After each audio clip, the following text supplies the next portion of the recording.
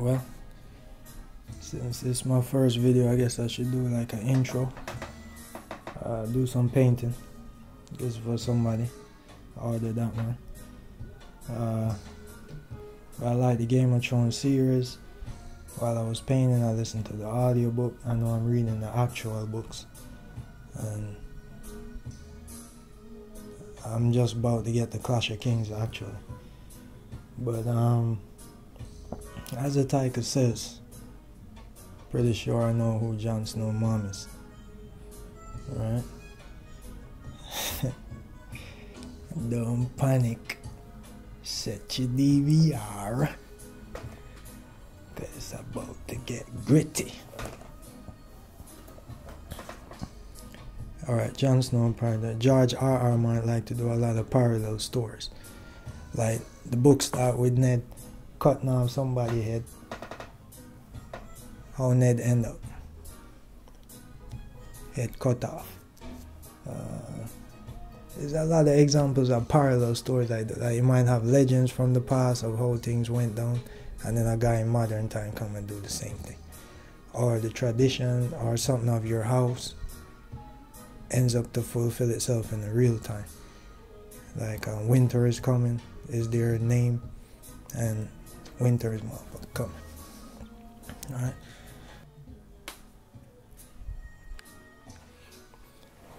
Alright, I was doing the intro and I think the thing cut off. Camera acting up. So we got a lot of parallel stories. Ned Stark like to cut people's head off. How did he go? Guess you could call that an irony still, if you want to.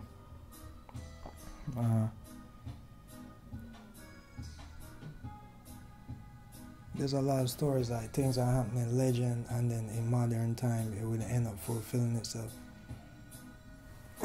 Like the Starks, their motto is winter is coming, and then what happened? Winter is coming in the story. You have things from the legend, Brandon the Builder who had all of these abilities. What happens? Brandon comes, he got the same name, he got certain abilities.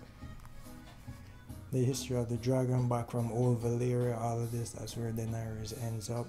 You know, so a lot of things in legend, everything is kind of pointing towards something else. So based on that, I know that the answer must lie all over the story, which everybody knows. I've been watching the videos. Alright, so the first major hint that I got was that when Ned Stark was looking for the killer of Jon Arryn, he got this big book from Maester Pycelle. It's a tedious gnome about the history of the houses of Westeros, and then everything, when he gets to House Baratheon, is like everything is black of hair. Such and such a Baratheon, black of hair, such and such a Baratheon, black of hair. Major hint. They keep bringing this book up over and over. I'm reading the first book again. They keep bringing it up. That's the first major hint. Did I miss something? Aerys, the Mad King, his wife was Danish, right?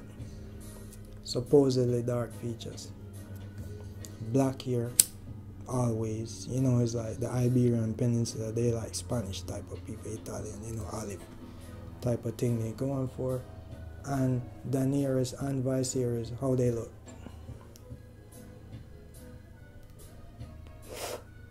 That's for all you R plus J, all kind of stuff, E equal MC square people. I want to ask you, how do Daenerys and Viserys end up? Because their mother is Danish. Do they look Danish in any way? But y'all telling me that Jon Snow is the most Stark looking person, and he's a Targaryen. Control yourself. They keep stressing how much Jon and Arya, for that matter, is the most Stark looking. Maybe they got the strongest blood, but I'm going to get to my point when I'm talking about. So they got the hints and the parallel stories all over the place. So I'm going to bust you on, you're going to know what the answer is. Targaryens go brother and sister, which makes their magic strong. Makes them able to control dragons.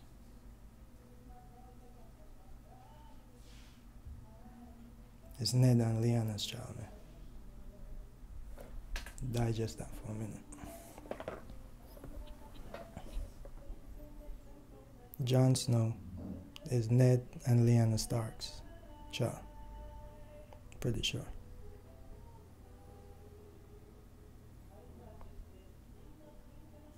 From ancient times, the Starks were magical. From another time, I'm not quite sure that. I'm sure other people could break it down and even go deeper with it.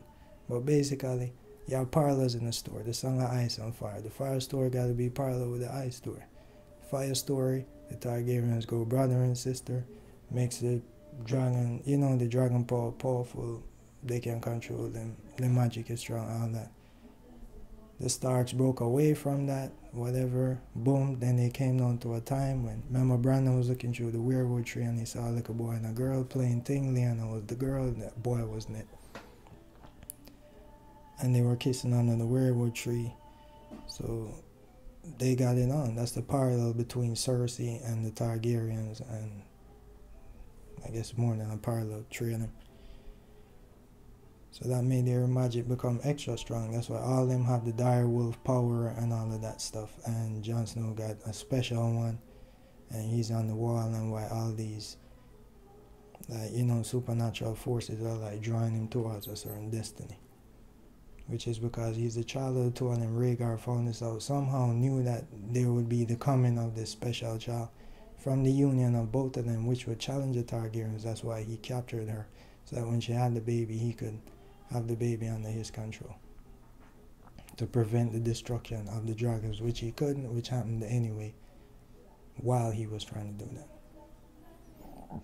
And then ended up with his son. That's why he went after Lyanna. Robert didn't even go after Lyanna. He stayed in King's Landing, more concerned with killing Targaryens, yet he said, oh, this was my betrothed. He's so in love why he was even doing the war. Which, of course, he's a warrior and he loves a good song, is the vibe I'm getting from the book.